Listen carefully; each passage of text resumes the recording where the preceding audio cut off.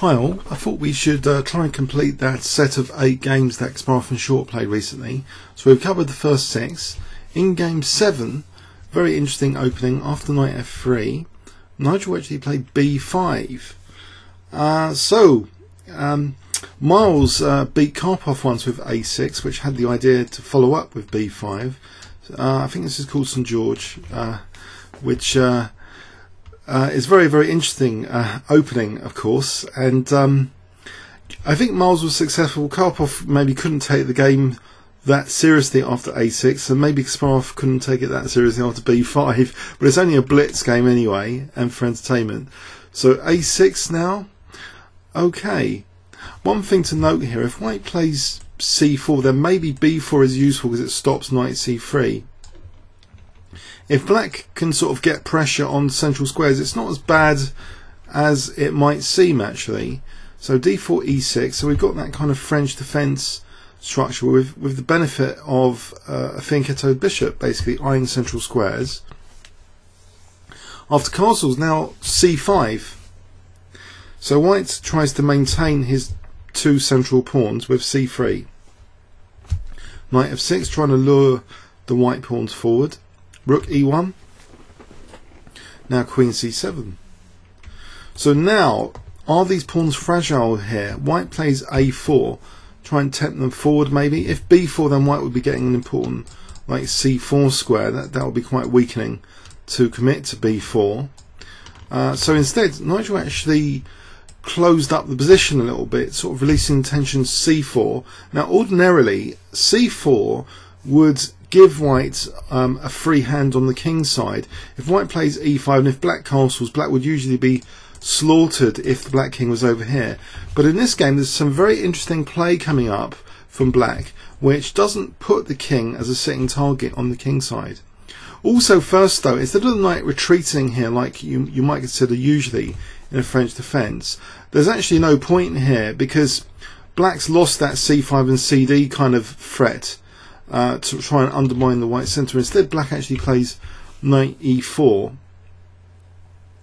Okay, so he wants to try and extend the scope of his light square bishop. Kasparov is not that keen to take on e4 here. He plays just knight d2, knight bd2. So after knight takes, bishop takes, we have here quite a closed and position with the pawn chain kind of very interesting but blocked up. Okay, so h6 stopping any potentially dangerous knight g5s. b4 locking up the queen side even more. But is black going to take en passant? That would be the last chance to try and use the c4 square for say a knight outpost, or a piece on c4 might actually be quite good. So Nigel recognises that. So if he's going to take the pawn, it has to be now, of course. The en passant rule has to be immediately now. He does actually take the plunge to take it. So he's hoping to use that c4 square. Okay, can he manoeuvre a knight to it? He actually starts the knight manoeuvre operation right now with knight d7. Now we see AB, and the rooks don't come off just yet. Queen e2, which enables black to avoid the exchange of rooks and play a tactical move now. Nigel plays rook b8. The pawn's immune because queen takes b5, bishop c6 would be embarrassing. It would be like winning a piece actually. So okay, so that bishop's a target. So the pawn can't be taken. So rook eb1 and now bishop c6 supporting the pawn. Okay, so bishop c2. So now Nigel carries on with his knight manoeuvre now to c4. Knight e1, knight c4. So it seems as though Nigel's position is solid, but has white got this free hand, so to speak, on the king side? Bishop c1, just waiting for the king. Is he going to commit to the king side or not? Bishop e7. Now after knight d3, actually no, the black king doesn't decide to commit to the king side. Instead a sneaky little move, which is afforded by the very solid pawn chain and the closed nature of the position. The king just slips into d7 and the rooks are connected anyway. That solves that problem. One perk of castling is often to connect the rooks. Queen g4. Now the question's put, what of these kingside pawns? Can they not be probed? g6, okay, it's weakening some dark squares, but are these dark squares that easy to exploit? Okay, so queen f3 attacking f7, And now how does black defend f7? If he plays rook hf8 then bishop h6, he doesn't want to tie up this rook as well just to protect the f pawn, or does he? Maybe that's a reasonable alternative, but the move he chose is quite interesting looking. Rook h7. So Nigel's kind of sometimes fond of these weird looking rook moves, and often they work out very well. Knight b4 now, Kasparov. Okay, now we see rook a8, not minding exchange of rooks again. g3, bishop b7, and now Kasparov exchanges one pair of rooks off and plays bishop d3. Right, so what's going on now? Bishop b7, h4, further probing on the king side. Look at these raking bishops. So if h5, that would soften up this pawn chain, perhaps. This other bishop's over there, they're complementary, attacking on the king side, even though the king's not there. So h5 tries to lock up the king side. And now we get a logical move, you would think, to try and exploit the dark squares. You want to get rid of the dark square bishop. But some would argue it was a blunder in this game, a major blunder, some would argue. But actually I did some detailed engine analysis, but I don't really want to bore you with the analysis. We could just say, you know, if white wants to get things like queen f6, he's going to have to get rid of the dark square bishop. So positionally it's got a basis. Tactically it's got a pitfall. And I wonder if you can spot it. So bishop g5, can you spot the pitfall with this bishop g5 move? If I give you 10 seconds, what would be a combination here, you would think, to win material for black? So 10 seconds starting from now. Okay, well what was played? Bishop takes g5, and now it's not only the dark squares of black that have been weakened, so queen f6 is possible, it's the dark squares of white that have been weakened, and in particular this knight that was sitting there nicely can now come into d2. Ouch. So is it just winning the exchange? Well, Kasparov, he played in theory, I think the engine's verdict is this was a mistake. He could have made the best out of this position by taking on b5, which vacates d3. The king moves somewhere out of harm's way. Say king c8. I'm not sure that's the strongest action. I don't really want to turn on an engine here. So queen d3. Knight takes, queen takes, and that might be, you know, it's compensation for the exchange. He's won b5. It's you know, it's not just a clear losing of the exchange. In fact, okay, let's add a Kibitzer. I didn't really want to. Let's add a Kibitzer here. So it's giving bishop takes b5. So king c8, right? King c8, probably one of the stronger moves. Otherwise, if king e7, queen f6 is quite dangerous, white advantage. So king c8, we're sticking the king there. Queen d3, knight takes b1, queen takes b1. Okay, the question is, what does black do here? He's lost perhaps an important pawn over there. So for example, queen b6, and this is the move I was looking at before. Bishop e8. Actually, you see, it's putting this rook, it's keeping the responsibility of the rook to defend f7. If black loses f7, his structure's in trouble. That's like the base of the pawn chain being undermined. So let's say king d8, and this is a very interesting variation where black is losing lots of pawns. Black's losing loads of pawns here after queen takes g6. And white really shouldn't lose this now, according to the engines. So it's very, very interesting tactically. So in the game, anyway, I really didn't want to bore you with that, but in the game, queen e3 was played, which perhaps is inferior. It just loses the exchange. Now Nigel has to wriggle the rook out to sort of see the benefit of being the exchange up. So he does so very carefully, even inviting queen f6 here, which is currently harmless because of king f8.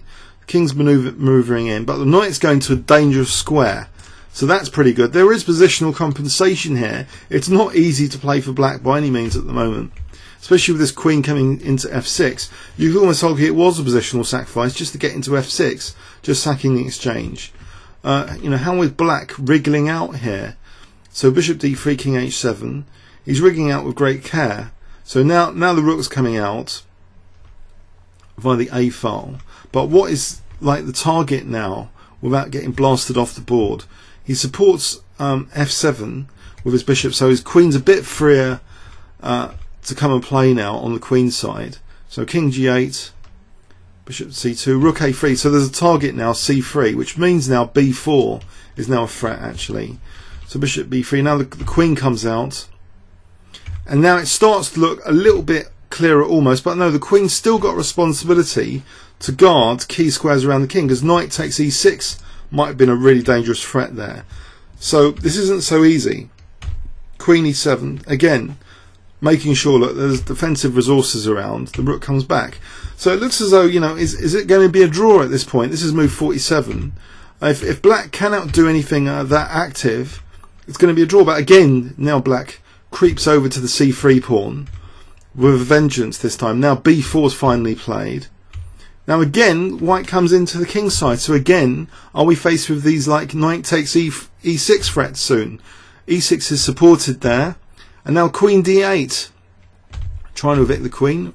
Repulsion again, and then back again, working on white's pawn structure. So first c3 was knocked out, and now work on d4, next part of the pawn chain. And here actually a strategic exchange. Get rid of the light square bishops. That will improve access to the light squares now, like c4. So the rook can come to c4, logical consequence. So now the queen comes back again, and this time inviting a knight d7, which looks dangerous, but you know, black is winning d4. The check, if it's not harmful, is not going to be played. Queen f8. Now there's dangerous threats like perpetual checks and stuff, and knight f6. So check, rook c8, stopping the queen d8. Queen e7, knight f6 might be a threat here, but it's not that unpleasant. King g7, and here Kasparov decided he's actually losing this and resigned. Let's do an engine check. Knight, yeah, I guess black would just sack the exchange and then take on f2. f2 is under fire. That's the big problem here. Just the final bits of check then. So say knight e8 check. You just take, get rid of these this coordination of queen and knight. You just take on f2. It's all over. This d pawn should be decisive. Okay, so that's clear enough, I think now. So it was an interesting game, novel play from Nigel Short, echoing, you know, classics like the Tony Miles victory against Anatoly Karpov with a6, and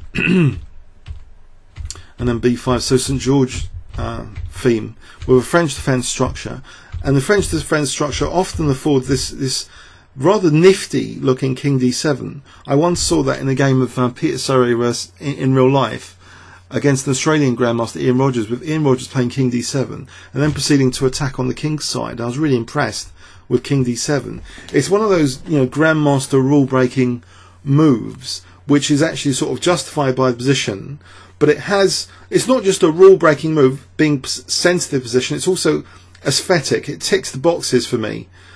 So yeah, position sensitive but also aesthetic. Compare that to the bishop h3 of Magnus recently. That, although that was position sensitive, it wasn't as aesthetic. I like this king d7 business. And now, you know, another move which looks a bit not so attractive, perhaps, rook h7, but it makes sense in many ways because the b8 rook isn't so tied up. It can still be swapped off by a rook. You know, both rooks are not like tangled defending the king side pawns here. And I don't know if you know, this might have been a clear blunder, but actually, you know, bishop takes b5 check is dangerous for black, especially with bishop e8 after. But it wasn't played. Instead of queen e3 was played. So we have here just Nigel able to somehow consolidate his position, even though, you know, this knight's pretty monstrous on a dark square, and black's light square bishop looks pretty bad actually, blocked in by all its pawns. But Nigel was able to sort of go backwards and forwards in this game, biting the pawn chain and coming back. So biting the pawn chain now with b4, and then coming back to defend his king just in time, eviction of the queen, and then going back to exchange off the light square bishop, then going back to c4, and then finally d4 is dropping off after knight d7. So maybe this is time pressure, but if black doesn't if white doesn't do knight d7, I think it should be easy for black, but I'm not 100% sure actually. Okay, so say queen f6, queen c7. You see, there's some caution here. It's not that big a deal. If rook takes d4, then knight d7 is going to be dead equal. Apparently, look, dead equal. I think we're in like perpetual threat territory. So basically, in this position, okay, so knight d7, queen takes d4. So if queen f6 instead, so maybe this is best, just to sack the exchange, then get the king to h7, get the queen to a7, and what we've created here is a passed d pawn. So that might, but it's difficult. It's not that easy, even this position. So that was a bit fortunate, maybe, that this way round seems more clear cut for black, to allow the knight f6, and then here Kasparov resigned. So now black's going to pick up f2 as well as have the passed d pawn. So yeah, I hope you got something from that game. It was only a blitz game, but quite high quality, wouldn't you say? So 5 minute with 2 second increments. So that was game 7. Comments or questions on YouTube. Thanks very much.